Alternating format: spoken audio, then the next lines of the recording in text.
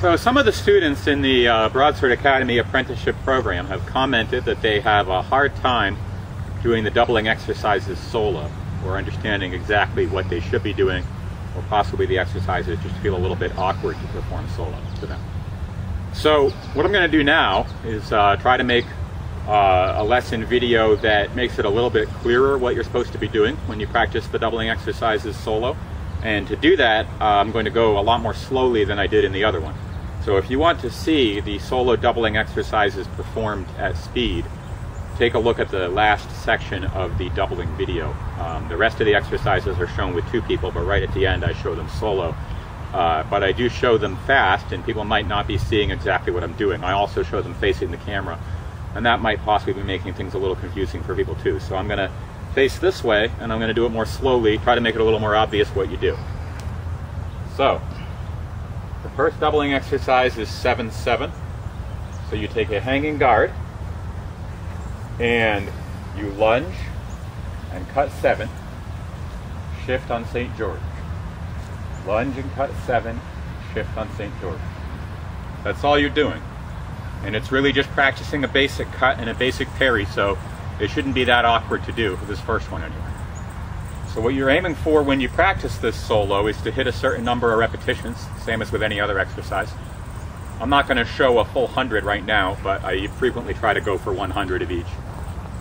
So, 1, 2, 3, 4, 5, 6, 7, 8, 9, 10. You just keep going like that until your count reaches 100, if you can make 100. If you can't make 100 without pushing yourself too far, try for 25 the first time, or for 10 if that's all you can do the first time. Try for 50 if you can do as much as that the first time, and work your way up to 100. Now, after you've done 7-7, you add in leg cuts. So it's 7-7 with leg cuts is the second doubling exercise. So, 1, 2, 3, 4. Now I'm going to choose to do a leg cut. 5, 6, 7. Oh, the other guy's going for a leg cut. 8. There's my shifting counter. Go back to a hanging guard. 9, 10. I decide to go for a leg cut again. 11, 12, 13, 14, 15. He decides to go for a leg cut. 16. There's my shift and counter to his head. Back to a hanging guard. 17, 18. I decide to go for a leg cut on his outside. 19, 20, 21, 22. I throw a leg cut. 23, 24, 25. He goes for a leg cut. There's my shift and counter. So it doesn't really need to be that awkward or complicated. You just have to imagine your opponent, imagine what he's doing. Occasionally you decide to be the person throwing the leg cut. Occasionally you decide that he's the one throwing the leg cut. Now the third doubling exercise is 7-7 with 5 and 6. So, 1, 2, 3, 4. I'm going to decide to make cut 5. There's my 6th repetition. 7, 8. My opponent makes cut 5. There's my 9th repetition. I make cut 5.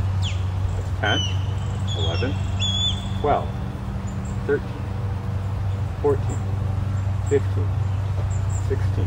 There's a cut 6. 17, 18. My opponent makes cut 6.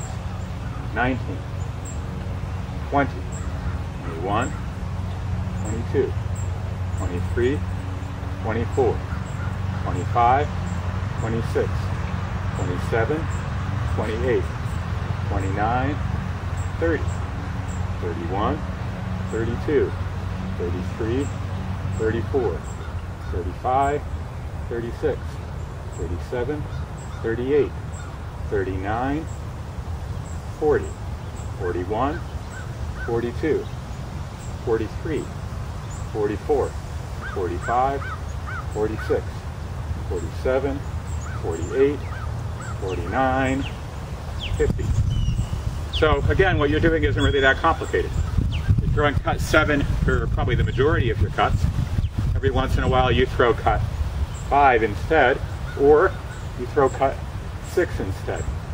Every once in a while you decide that instead of cutting 7, your imaginary opponent is cutting 5, or you decide that instead of cutting 7, your imaginary opponent is cutting 6. So again, it's not really that complicated. Start with those from the hanging guard. Once you've figured out how to do those, I don't think it should be too difficult for you to figure out how to do the other ones from the outside and inside guard, because the principles are basically the same. So begin with that, and I think it should be a lot easier for you.